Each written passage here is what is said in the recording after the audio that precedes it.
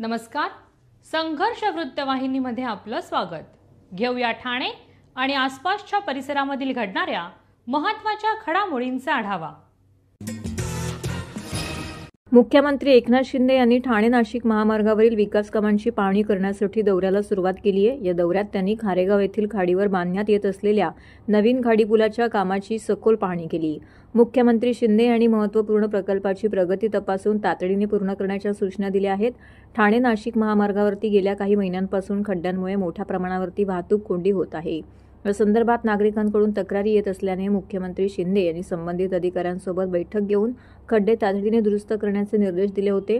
त्यांनी महामार्गावरील खड्डे आणि वाहतूक कोंडीची स्थिती पाहता निर्णय घेतला आहे. यानुसार मुख्यमंत्री शिंदे यांनी हा दौरा आयोजित करून महामार्गावरील विविध ठिकाणी सुरू असलेल्या कामाचा आढावा देखील घेतला. दौऱ्यादरम्यान मुख्यमंत्री शिंदे यांनी अधिकाऱ्यांना कामाच्या गुणवत्तेकडे लक्ष देण्याचे आवाहन केले. त्यांनी सांगितलं की महामार्गावरील खड्डे तातडीने बुजवून वाहतूक सुरळीत करण्यासाठी उपाययोजना कराव्यात. तसेच खारेगाव येथील खाडीपुलाचे कामही वेळेत पूर्ण होण्यासाठी प्रयत्न करावेत. मुख्यमंत्री शिंदे यांनी ठाणे नाशिक महामार्ग हा नागरिकांसाठी जीवनवाहिनी असल्याचे नमूद केले. त्यामुळे या महामार्गावरील कामे जलदगतीने पूर्ण करण्यासाठी प्रशासनाने पूर्ण प्रयत्न करावेत. राज्य सरकारवर महामार्गाच्या विकासासाठी वचनबद्ध असून नागरिकांच्या सोयीसाठी कोणतीही कसर सोडली जाणार नाही असं आश्वासन मुख्यमंत्री शिंदे यांनी दिले आहे.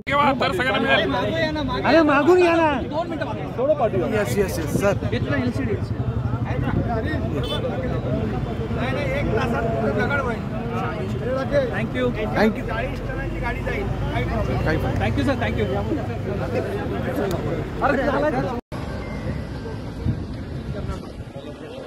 ब्रिज आपका बनाया नया, लेकिन हालत खराब.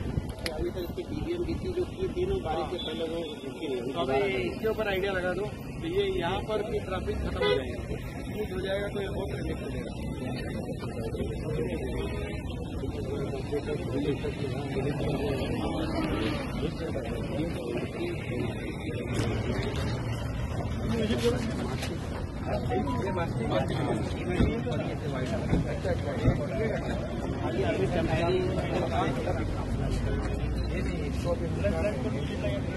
निकाल देंगे जो अपना मेथड वाला है उसको मारेंगे, नहीं तो फिर इसको भी खड्डे हो जाएंगे तो प्रॉब्लम है.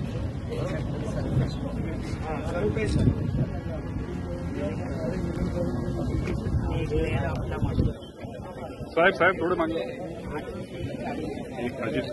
अजित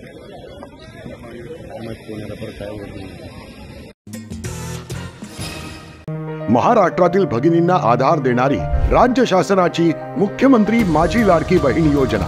या योजनेअंतर्गत अल्प उत्पन्न गटातील 21 ते 65 वयोगटाच्या भगिनींना मिळणार दरमहा 1500 रुपयाची मदत. अर्ज करण्यासाठी 31 ऑगस्ट 2024 पर्यंत मुदतवाढ. कुटुंबाचं वार्षिक उत्पन्न 2.5 लाख रुपयांपेक्षा कमी असलेल्या महिला पात्र. कुटुंबाकडे पिवळं किंवा केशरी रेशन कार्ड असल्यास उत्पन्नाचा दाखला आवश्यक नाही. पांढरं रेशन कार्ड असेल किंवा रेशन कार्ड नसेल तर कुटुंबाचं वार्षिक उत्पन्न 2.5 लाखांपेक्षा कमी असल्याचा दाखला आवश्यक. योजनेसाठीचा ऑनलाईन अर्ज नारी शक्ती दूत ॲपवरून किंवा पोर्टलवर भरता येईल. ज्या भगिनींना ऑनलाईन अर्ज भरता येत नसेल त्यांच्यासाठी अंगणवाडी, ग्रामपंचायत, वॉर्ड ऑफिस, सेतू सुविधा केंद्रामध्ये किंवा आशाताई बचत गटाच्या CRP यांची मदत उपलब्ध. आता आपल्याला अभिमानानं म्हणता येईल, सुखी आणि सुरक्षित आहे माझी लाडकी बहीण.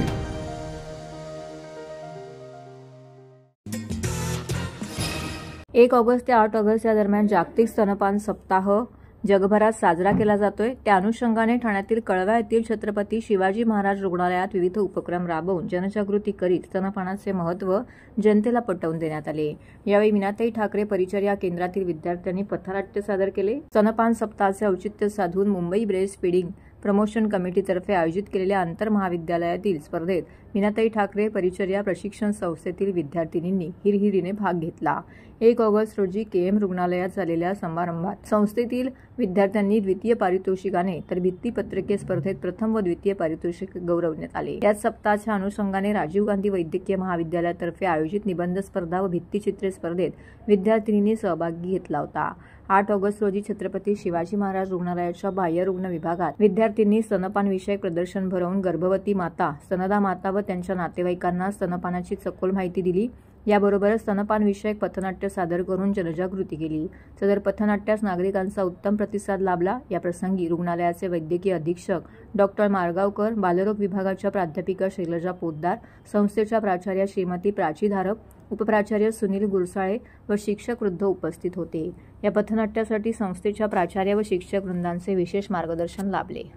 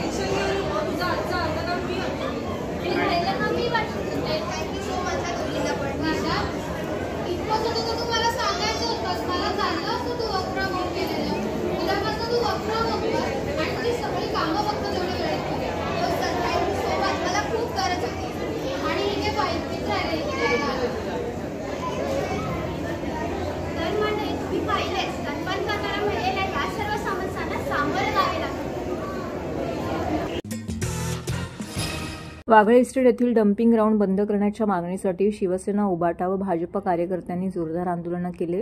वागळे इस्टेट परिसरातील नागरिकांना या डम्पिंग ग्राउंडमुळे होणाऱ्या त्रासाचा विरोध दर्शवत कार्यकर्त्यांनी ठाणे महानगरपालिकेच्या विरोधात यावेळी घोषणाबाजी केली। आंदोलनादरम्यान कार्यकर्त्यांनी डम्पिंग ग्राउंडच्या गेटला टाळे ठोकून आपला रोष व्यक्त केला। त्यांनी असा आरोप केला की डम्पिंग ग्राउंडमुळे परिसरात दुर्गंधी पसरली आहे, तसेच आरोग्याच्या समस्यांमध्ये मोठी वाढ झाली आहे। स्थानिक नागरिकांचीही या मागणीला मोठ्या प्रमाणामध्ये साथ मिळत आहे। उबाटा व भाजपाच्या स्थानिक नेत्यांनी या आंदोलनाचे नेतृत्व केले आणि प्रशासनावरती आरोप केला की या समस्येकडे दुर्लक्ष केले जात आहे। डम्पिंग ग्राउंडच्या बंदीची मागणी लवकरच मान्य न झाल्यास आणखी तीव्र आंदोलन करण्याचा इशारा यावेळी देण्यात आला आहे। आंदोलनानंतर महापालिकेच्या अधिकाऱ्यांनी घटनास्थळी भेट देऊन स्थितीचा आढावा घेतला आणि नागरिकांच्या समस्या सोडवण्यासाठी योग्य ती कारवाई करण्याचं आश्वासन दिले। मात्र नागरिकांच्या प्रश्नांची लवकरात लवकर दखल न घेतल्यास या आंदोलनाचा पुढील टप्पा अधिक तीव्र होऊ शकतो, अशी भूमिका कार्यकर्त्यांनी मांडली आहे। महापालिका आयुक्त मुर्दाबाद, मुर्दाबाद, मुर्दाबाद, महापालिका आयुक्त मुर्दाबाद, मुर्दाबाद, मुर्दाबाद, महापालिका आयुक्त मुर्दाबाद, मुर्दाबाद, मुर्दाबाद, नहीं चलेगी, नहीं चलेगी, तानाशाही नहीं चलेगी, नहीं चलेगी, नहीं चलेगी, तानाशाही नहीं चलेगी। बघायला गेलं तर आमच्या इथं सीपी तलाव डम्पिंग हटाव यांचं आमच्या भारतीय जनता पार्टीच्या सर्व म्हणजे कांबळे असो, विजय असो, आमचे अमित असो, आपले रजनीश असो, यादवजी असो, हरिभाई असो, सर्व टीम, आता मी सर्वांचे नाव घेत नाही, पण विषय असा की वागळेच्या लोकांना एवढा त्रास होतोय की बघितलं असेल तुम्ही, आज एवढी दुर्गंधी येते इथं, आपण एवढं थांबलो तरी किती स्थानिक लोकांना इथं त्रास होतोय। आज आमच्या संजयजी केळकर साहेबांच्या मार्गदर्शनानुसार आज आम्ही या सर्व निरंजन डावकर साहेब असो, वाघोळे साहेब असो, यांच्या मागणीनुसार आम्ही या वारंवार इथल्या स्थानिक लोकांच्या सहाय्या घेऊन इथल्या लोकांचं आंदोलन भारतीय जनता पार्टीच करत आहे। बाकीच्या लोकांना इकडे काही पडलं नाहीये।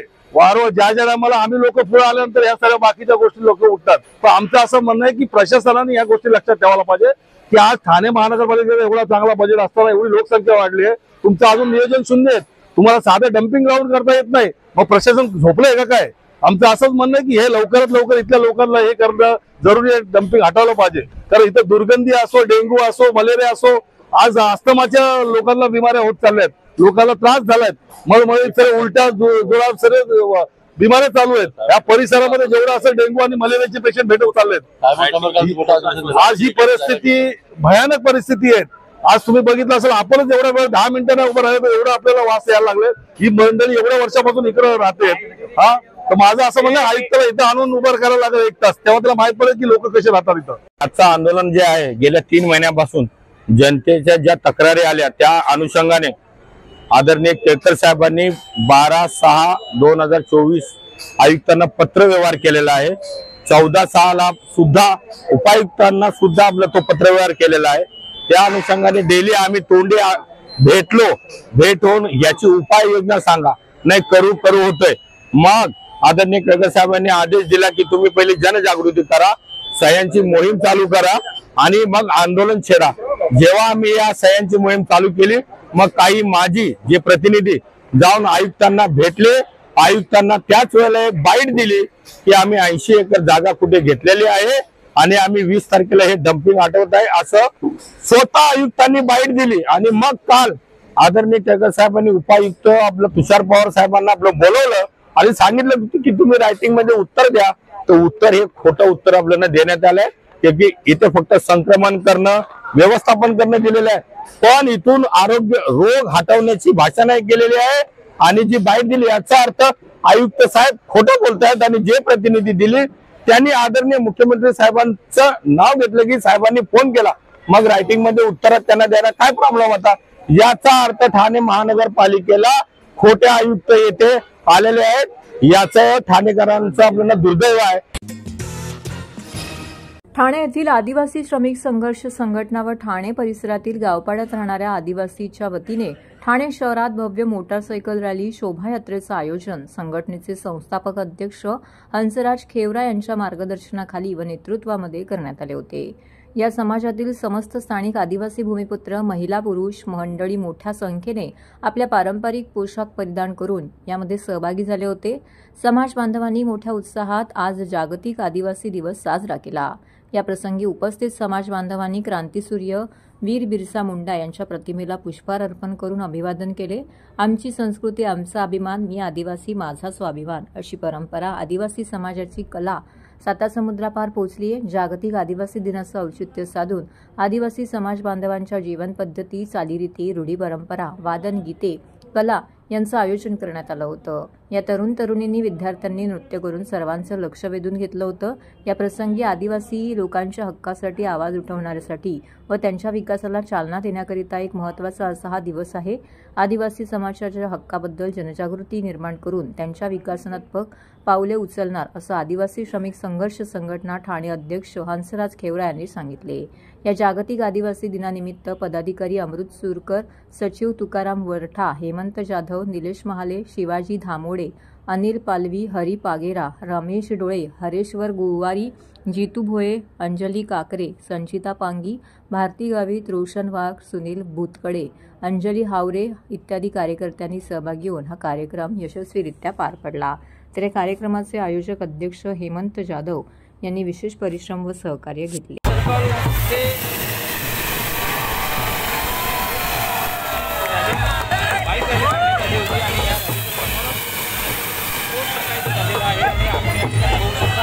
जे जिल्हाधिकारी कार्यालयातील कर्मचारी पुतळा आहे त्यांना पुष्पार्पण केलेलं आहे आणि त्यानंतर कोट टाका येथील राघोजी भांगरे चौक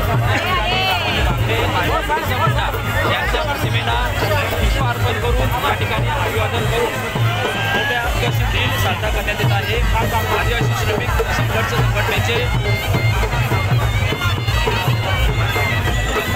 संस्थापक अध्यक्ष हंसराज खेवरा यांच्या मार्गदर्शनाखाली या ठिकाणी आयोजित करण्यात आलेला आहे।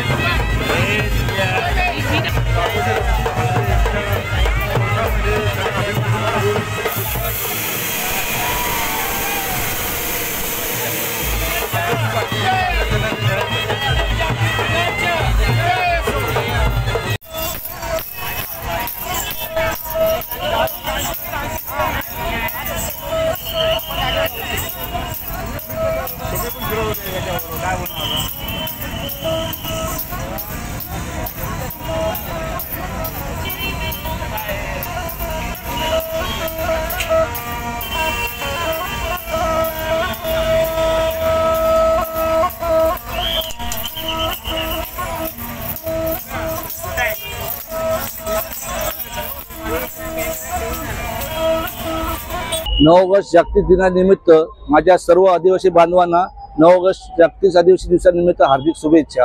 आज आम्ही आदिवासी जागतिक दिनानिमित्त भांजरपाडा पोस्ट माता मंदिरापासून ही आदिवासी जागतिक रॅली शोभा यात्रा काढलेली आहे ती आता कलेक्टर ऑफिसच्या इथे आवारात येऊन आम्ही तारपाधारी अर्ध्या पुतळ्याचे फोटोला अर्पण करून आम्ही कलेक्टर ऑफिसच्या समोरील राघोजी भांगरे चौक आहे इथे चौकाला अभिवादन करून आम्ही पुढे वागळशेठ एरियात रवाना आहोत. आमच्या आदिवासी बांधवांना या भागात यावर्षी भरपूर मोठा उत्साह आहे, कारण आता या टायमाला गेले 17-18 वर्ष झाले आम्ही आदिवासी जागतिक दिनानिमित्त आम्ही नववर्षी रॅली काढतो. आता लोकांच्या मनात जागरूकता झालेली आहे, त्याच्यामुळे यावर्षी सगळ्यात जास्त मोठा आपल्याला अनुभव दिसत असेल. पब्लिक पण जमते, लोक उत्साहित आहेत. घोडबंदर भागातील वाढती बांधकामे आणि लोकसंख्या यांमुळे गृहसंकुलांना टँकरच्या पाण्यावरती अवलंबून राहावे लागत असून विविध स्रोतातून अतिरिक्त पाणी पुरवठा या भागाला मिळवून देण्याकरिता प्रयत्न सुरू असून लवकरच हा परिसर टँकर मुक्त होईल असा विश्वास आमदार संजय केळकर यांनी व्यक्त केला. घोडबंदर परिसरातील पाणी टंचाईग्रस्त गृहसंकुलाचे अनेक प्रतिनिधींनी आमदार संजय केळकर यांची महापालिका मुख्यालयातील भाजपा गटनेते कार्यालयात भेट घेतली.